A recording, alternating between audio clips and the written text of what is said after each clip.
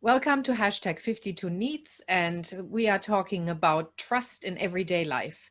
And I am absolutely delighted to have with me Jill Johnston, who is a highly qualified human resources professional with extensive experience in HR in the media.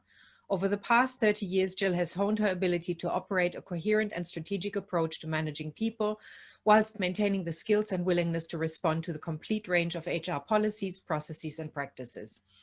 Jill started her HR journey with the BBC in the UK, and as head of people and culture left her mark on Southern Cross Austereo, the largest Australian media network. She now inspires people at the iconic Sydney Opera House. Jill is passionate about creating an empowering workplace culture that is built on trust, courage, and creativity, and that enables people to be their best. Welcome, Jill. Hello, Angela. Thank you. Hi, I'm very well, and I'm so delighted to see you, because we've known each other for a long time. I just looked back, actually. We've known each other for 12 years, almost 13. Yeah, definitely. That makes sense. First met you when you were coaching and you were based out of Mosman. Yes. You were my coach, my first coach in Australia. Yes. And then we've started working together in an organizational context, and that went on for quite a while. Yeah. So we're talking trust. We've built trust over the years, I think. Definitely. So let's talk about how we built that. I mean, how do we build trust? Gosh, I think, look, I think the way we operate in our roles is probably similar to where we operate outside of work. In that it's all about building a relationship with somebody where you're demonstrating loyalty, integrity, and supporting people and listening to people without judgment. Yeah. And with us, I was just reflecting back, like, for example, we had scheduled this conversation for yesterday, but there was something that came in that got in the way for you, and I knew you were going to reschedule.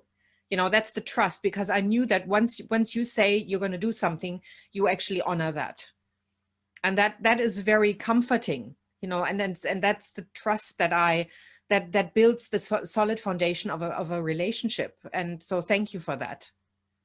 Thank you, and I think that I think it's a huge advantage to building trust in a relationship if you always honor what you say you're going to do. And I think if I've ever perhaps been compromised in that situation is when perhaps I overpromise. And because I do want to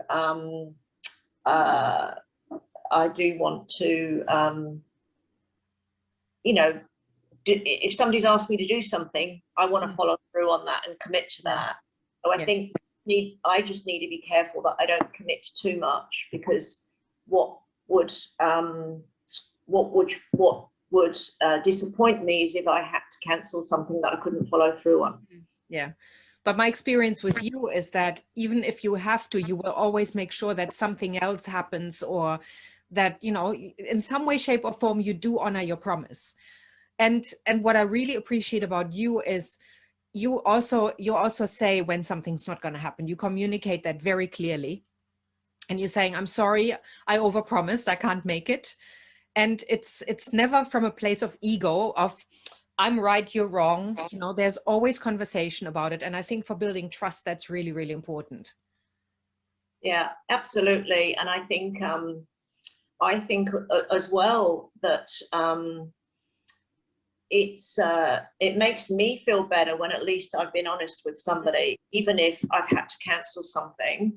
I'd rather be transparent about that than perhaps just say, you know, I was unwell, or you know, I forgot, you know.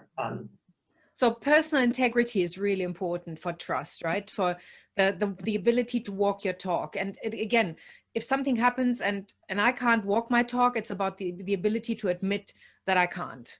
you know, for whatever reason. Again, I've overpromised, and or self-care. I think sometimes people forget that self-care is really, really important. So and work sometimes, again, like I mean, I always have the agreement with my friends. A lot of my friends are self-employed or work as consultants or contractors. So if something happens with work and we've got a private arrangement, then we can say, look, this has priority. Of course, trust is only built if you actually honor, let's say, 4 out of 5 times. But if it's a consistent pattern of work comes first, work comes first, work comes first, that probably won't build trust so much after a while. But not after. I've got friends I can trust. Yeah, not after a while. I think, you know, everybody has things that crop up in life, and particularly, you know, people who have busy jobs or other responsibilities, maybe care responsibilities, and they're going to put, you know, a child first. Absolutely. But yes, I think if somebody says they're going to do something and lets you down sort of time after time, then I think you would probably lose trust in that. And maybe, you know, I think surrounding yourself with people who you do trust, and then perhaps, you know, if you have got people in your life that you can't rely on so much, it's not that you don't have them in your life, it's just that you don't rely on them so much. Yeah. Yes. Yeah. You pare back the trust. You trust them to a little bit, but yeah, you're not involving them that much in your life anymore. Yeah. So the question I always think is, we talk about trust is earned, but where do we start trust? Because sometimes I talk to people and they go, and I say, so if you had a bank account, where does the person start? And they go, at 0. And I say, well, but if trust has to be earned, if somebody makes a mistake and they're not meeting it to the degree that you expect, they're immediately in the red. There's no way for them to come up again. So where do we start building trust? I mean, put a figure on it. Do we start with $10, with $100? And, you know, like, depending on how, you know, how you decrease the value of trust. Like, every time somebody screws up, I take out $10 out of the account. But again, starting with 0 is probably not going to work. We have to extend some sort of trust to people first, don't we? Absolutely. And I think sometimes it's about, you know, how vulnerable you're prepared to be. Yes. So, for example, if you decided to go to a counselor, you know, and talk about some very personal kind of things in your life, you know, I think that you would probably put trust in that person quickly. You know, or, you know, I'm thinking back to when I had a major operation about 5 years ago, you know, there I am laying on, you know, just about to go into the operation theatre, you know, I had put 100% trust in that surgeon. I hadn't, you know, I was in such a vulnerable position. So I think it depends on kind of, you know, if it's building a friendship, I think it would be about getting to know somebody, you know, them getting to know you, what your perhaps expectations are around that relationship, you getting to know what their expectations are around that relationship. And I think maybe that could start from, I don't know, perhaps not 0, Angela, but, you know, maybe it's 50%. And then you kind of go, okay, can I really trust this person? Actually, 3 times I've asked them to do something, they've let me down, or they lied to me on something and I feel very hurt. You know, or it goes the other way and you kind of go, wow, you know, this person really, really is reliable, and I'm feeling like, you know, I really trust them. So I think it depends on what your relationship is with that person. If it's a surgeon and you're going in for an operation, nothing you can do, you have to trust them, you know. So even a cab driver, right? You get in the back seat, you know, you don't know how long they've been driving for, you don't know whether they're going to get you to your destination. They might drive down a dark lane and, you know. So I think, you know, I think we have to kind of work out a bit of an instinct, I think, as well, around people, you know, or instinct around that person. I mean, we are wired for connection. I mean, our brains are designed in such a way that we do want to connect with people. But I mean, the question is, we've doubled our world population since I was, you know, I don't know, in the last 30 years. And it's a question now, it's like, how can we still trust people when there are so many people, you know? Like, I mean, I know of people who live in neighborhoods where they don't know their neighbors. No, so trust has shifted considerably, I think, because we live in much larger communities where you don't have to necessarily keep your word anymore. You don't have to be trustworthy in that sense, that you have you hold confidentialities, for example, or you honor your commitment, because you can disappear into the crowd. It doesn't have to be that way anymore. Well, I know I'm thinking really it's all about our experiences, isn't it? Really, it's, you know, the experience that we had, you know, as children around trust. You know, did we trust our parents? Did we trust our teachers? Yeah. You know, did we trust our main caregivers? Then, you know, did you have trust in? Could you trust your friendship groups? So I think trust a lot is based on experiences. So, you know, I'll give you an example of a bad experience I had when I was in living in London. Where a burglar basically got into the house in the middle of the night and walked into my bedroom. And so, you know, I wouldn't trust not leaving my, wouldn't trust not locking my windows and doors at night, for example, because of that terrible experience. Other people probably, you know, wouldn't, you know, I mean, I'm sure they wouldn't be negligent, but perhaps wouldn't be so untrusted. So I think some of the experiences you have can perhaps lead to you not trusting. So if you had a bad experiences with a cab driver, for example, you know, might not trust cab drivers. So I think we need a balance between not trusting people, because it would be a very sad life if we just didn't trust anybody until it was built up 100%, you know, but also not to be naive either. To kind of perhaps, you know, be slightly wary until you feel you've built up enough trust with that person. You raise a really good point, because that when you were just mentioning that, I just wondered, do men have different trust levels than women? Because I know that there's I read a book, I think that's something about, the title had something with macho in it. Anybody can ask me if you want to know more about it. But this guy used to run workshops, and he would put the whiteboard up and he would put a line down the middle, and he would put men and women at the top. And then he would say to men, so when's the last time you've actually checked for your safety and whether you could, you know, you would be safe? And there would be crickets. They would just look at him and go, what kind of question is that?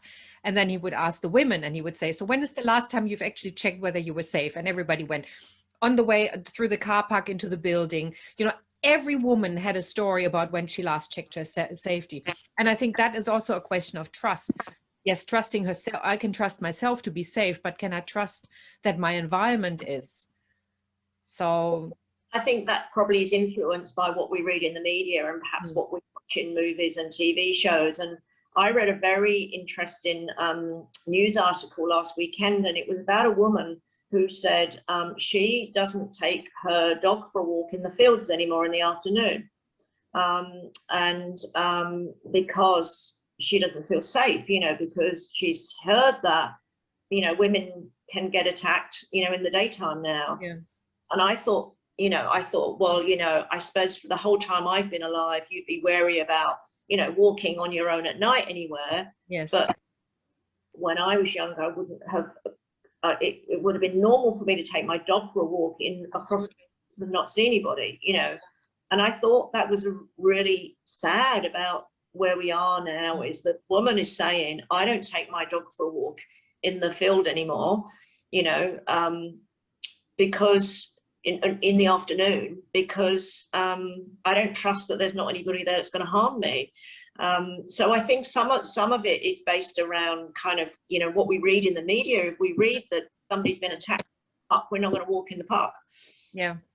We don't trust that environment anymore. Yeah, no. Yeah, it's really interesting because, I mean, we've got so many aspects to life where we shouldn't really trust people anymore. But at the same time, I know that I've got neighbors who are really trustworthy. I've got friends who are really trustworthy. I know as a coach, you know, like I have clients I can trust because it's a reciprocal relationship. There are so many ways in which I can trust, but at the same time, there are so many scenarios. Again, can I trust somebody not to repeat something on social media? You know, like do people have the boundaries in place to actually trust what confidential information they might be given? But can I trust also somebody to expose information that may need to go out that shouldn't be kept secret? I mean, trust has so many different aspects. It's unbelievable. I mean, yeah. And I suppose that's sort of, maybe that's, you wouldn't say something confidential to somebody maybe in the first place if you didn't trust them. And, yeah, or you might have to have a caveat and say, I'm telling you this in confidence. I really don't want this to go anywhere else. yeah. I'm sharing this with you, but, I really don't want you to repeat it. So, I think it's about being very clear about your expectations. And if they breach trust, well, kind of, yeah, we've learned a lesson, I suppose. And it's interesting you talk about, people we don't trust and people we do trust.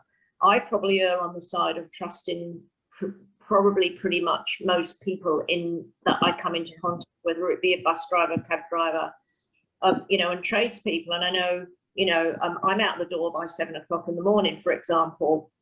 And so if a tradesman has to come round, I would normally say, look, can you be here at 7? I'll let you in and I'll leave them here. Mm-hmm. Some of my friends say to me, what, you left the plumber in your house all day and you weren't there? Mm-hmm. Yeah, I trust my plumber. Yeah. Yes. I mean, the transparency of apps and social media and all of that, and reviews, and on one hand, yes, they create distrust, but they also create trust. I can leave somebody in the space because they are connected. I can trace them, I can follow them. But again, if we have had the personal relationship, then that's, for me, that's good enough. And yeah, so as we are talking, I mean, I'm realizing we can talk about this for such a long time because there are so many different aspects to trust. The more we talk about this, the more I realize how much trust there is. But as with every of these videos and these conversations here, it is not about necessarily giving the answers. This is the idea is for you to explore, what does trust mean in your life? And as Jill and I are talking here, hopefully that triggers something for you as well. But there's one thing that we haven't touched on, which is really, really important to me and to my life and to my work, which I'd really like to bring into the conversation. And that's, how do we build trust by being emotionally consistent? A lot of people break trust because they have very random emotional responses to things. Like they scream, yell, and shout, they leave the room, they do all sorts of things. And one of the ways in which we do trust is by having a consistent response where somebody can trust that we're not going to lose the plot, that we're not going to let them abandon them and leave the room and without any explanation, or ghost them, or whatever it might be, but that they can trust that we will be able to talk about our emotions rather than explode them all over the place. Have you got any other aspect of of trust that you can think of that we haven't covered yet? I think it's allowing yourself to be vulnerable, Mm-hmm. and other people to be vulnerable, and you're there to support them without judgment.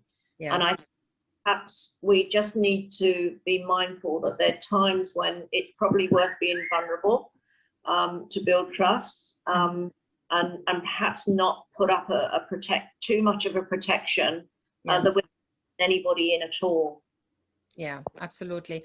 And from where I sit, it starts off with trusting yourself. Because if like, again, you can leave your plumber there because you can trust yourself to handle whatever, if anything were to happen, you'd be able to deal with that. And so the question is, can you trust other people if you can't trust yourself? It would be difficult, I think. Yeah. I always say, be honest with yourself before you can be honest with anybody else. We might kid ourselves about something, and people will see through that. So I think it's being honest with yourself and be honest with other people. Yeah. So how do we build trust with ourselves? Probably the same way we build trust with others, right? Well, I think probably, perhaps trust your instincts about things, and perhaps sometimes question, kind of why you're doing something or why you're saying something, and how it feels, when you say something to somebody, or when you do let somebody down, how does that feel inside, make you feel inside? Is it uncomfortable? Probably is. And you happy being uncomfortable about letting somebody down, or would you rather be comfortable and be honest? I'm sorry I let you down. Yeah. So we're talking about personal integrity again. Yeah. So integrity and trust are really connected. So with ourselves and with other people. Okay. Well, shall we leave it at this point and then maybe have this conversation over a glass of something or a cup of something at another time? And again, I invite everybody to have this conversation with people around you and just see, how do you build trust? And if something is in the way of building trust, address it, have the conversation with somebody and saying, I'm beginning to not trust you, or whatever it might be. And it's the courage and the vulnerability that Jill mentioned, that we really need to have that. So thank you so much, Jill. Any final parting words, or are we opening up another topic? It's been great chatting to you, Angela. Thank you. Thank you. And thanks everybody for watching, and I'll see you next week.